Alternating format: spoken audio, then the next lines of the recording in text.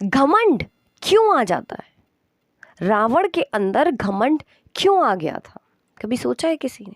मैं आपको बताती हूँ कि घमंड कैसे लोग करते हैं।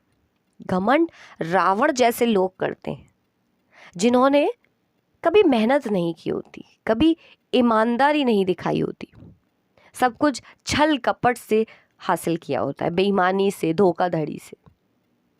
रावण ने भी तो धोखा किया था, रावण ने भी तो छल किया था, इसीलिए उसके अंदर घमंड था। मैं बताती हूँ कैसे।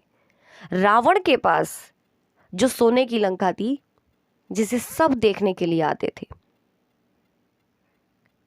जो दुनिया में ऐसी थी कि उस जैसी कोई दूसरी नहीं हुई, वो सोने की लंका जहाँ पर कुबेर का खजाना था, जिसकी रक्षा स्वयं कुबेर करते थे, वो कुबेर रावण का सौतेला भाई था।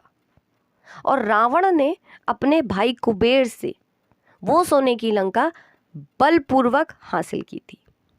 यानी कि रावण का तो कुछ भी नहीं किया, रावण ने तो कोई मेहनत की ही नहीं उसे बनाने में ना, इसीलिए उसके अंदर घमंड आ गया था।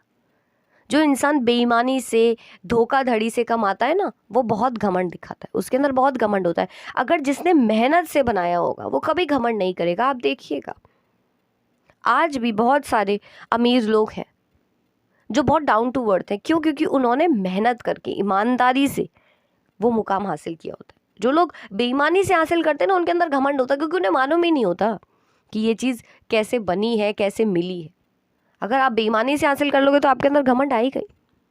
रावण के पास तो जो कुछ भी था सब हड़पा हुआ था, सब धोखाधड़ी से हासिल किया था रावण ने। रावण के पास जो पुष्पक विमान था ना, वो भी उसका नहीं था, वो भी उसने छीन लिया था। रावण का अपना कुछ भी नहीं था।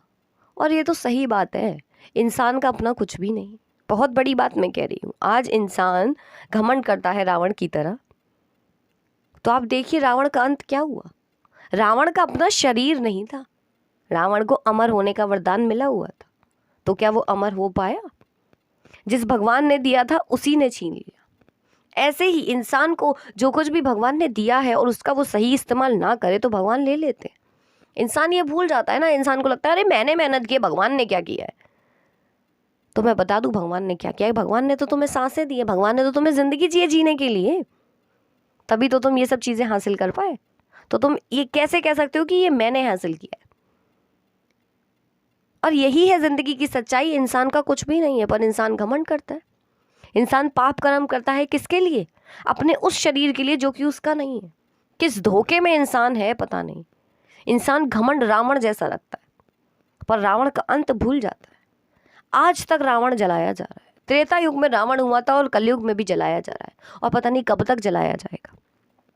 घमंड इंसान को लेके डूबता है। और घमंड तो क्या ही करना, कितने मिट्टी में मिल गए और कितने मिलेंगे। घमंड किस चीज का करते हो ये तो सोच कर देखो। कुछ भी तुम्हारा नहीं है। जिस घर पर, जिस गाड़ी पर, जिस प्राइवेट जेट पर तुम अपना हक जता रहे हो, कब तक? तुम इस दुनिया में परमानेंट नहीं हो, तो वो चीजें तुम्हारी परमानेंट कैसे हुई? तो फिर क्यों किसी चीज का इतना घमंड करते हो?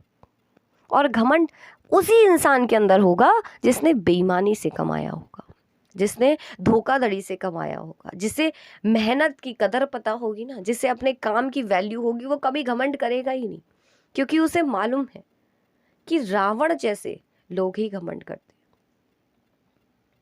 राजा तो राम भी थे, पर राम के अंदर घमंड नहीं था। राम के पास तो सब कुछ था, अयोध्या नगरी थी, वो तो उसको भी छोड़कर आ गए अपने भाई के लिए, और रावण ने अपने ही भाई से हड़प लिया। और इससे बड़ा उदाहरण मैं क्या दूं कि घमंड का अंत होता ही होता है, बेईमानी का अंत होता ही होता है। आप किसी से बेईमानी से, किसी को दुखी करके अगर आप आज बहुत खुश हैं, तो ये मत भूलना कि आपका समय भी आएगा। रावण का समय भी तुरंत नहीं आया, तुरंत उसका अंत नहीं हुआ, समय लगा। और जब आया समय तो इतना बुरा आया कि उसे कोई बचा नहीं पाया। ऐसे लोगों को कोई बचा नहीं पाता